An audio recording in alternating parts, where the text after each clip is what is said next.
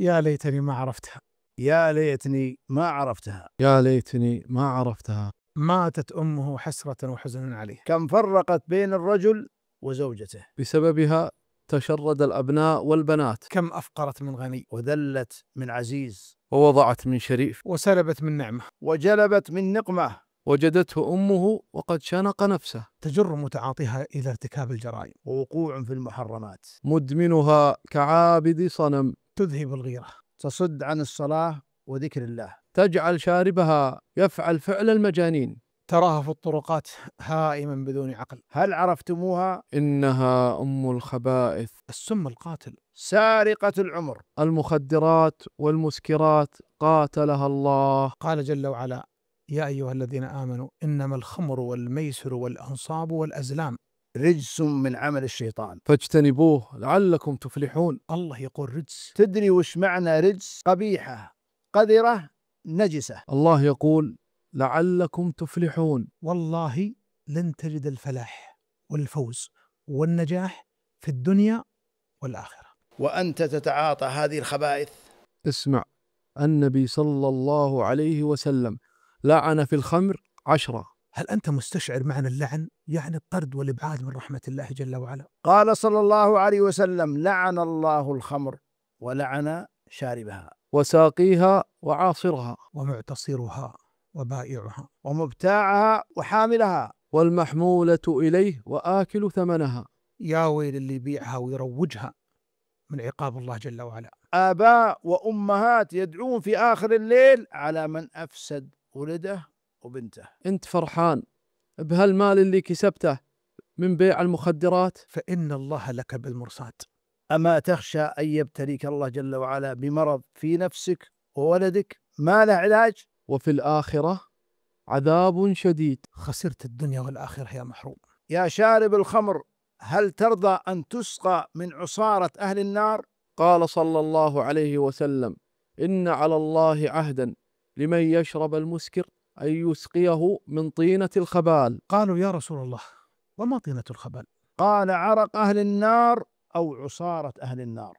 عرق أهل النار. عصارة أهل النار يعني الصديد والقيح والدم وما يخرج من جلود أهل النار. هذه نهاية المخدرات والخمور. 40 يوما شارب الخمر لا تقبل له صلاة. قال صلى الله عليه وسلم: من شرب الخمر وسكر لم تقبل له صلاة 40 صباحا. وإن مات دخل النار. فإن تاب تاب الله عليه. كررها النبي صلى الله عليه وسلم 3.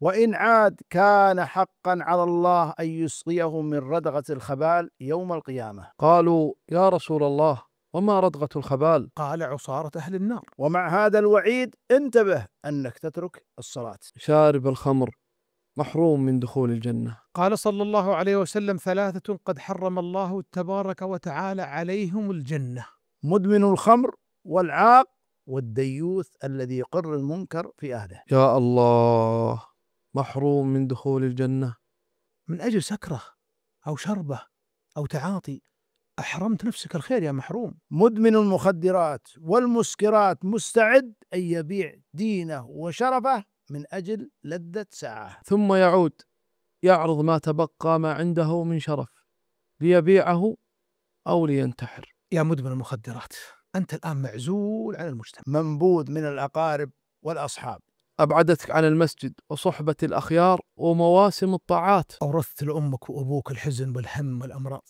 الله يعظم أجرهم. متى تفرحهم بتوبتك؟ كم من أم ماتت كمدا وحزنا على ابنها وهو في السجن. متى تتخذ القرار؟ الذي يعينك على ترك هذا الطريق المظلم التوبة. والذين إذا فعلوا فاحشة أو ظلموا أنفسهم ذكروا الله فاستغفروا لذنوبهم ومن يغفر الذنوب إلا الله ولم يصروا على ما فعلوا وهم يعلمون. أولئك جزاؤهم مغفرة من ربهم وجنات تجري من تحتها الأنهار خالدين فيها ونعم أجر العاملين. الذي ينتشلك من وحد المخدرات يا غالي الإقبال على الصلاة وعلى بيوت الله جل وعلا. صدق الله: إن الصلاة تنهى عن الفحشاء والمنكر. غير صحبة السوء والمصالح إلى صحبة الأخيار والصالحين. الله يقول جل وعلا: الأخلاء يومئذ بعضهم لبعض عدو إلا المتقين. لا تدري متى تتوقف أنفاسك وترحل عن هذه الدار. وتوضع في قبرك وحيدا فريدا. لا أصحاب ولا أهل ولا أموال ولا أولاد. حين ستقول رب ارجعون لعلي أعمل صالحا فيما تركت. كلا إنها كلمة هو قائلها ومن ورائهم برزخ إلى يوم يبعثون. ولكن قضي الأمر. وش تنتظر؟ قم الآن.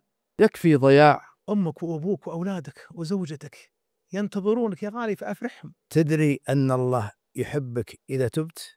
يا أخي كن منهم. الله جل وعلا يحب التوابين ويحب المتطهرين. يا سعادة من أحبها الله. سعادة لا شقاء بعدها. يقول ربي جل وعلا: فمن اتبع هداي فلا يضل ولا يشقى.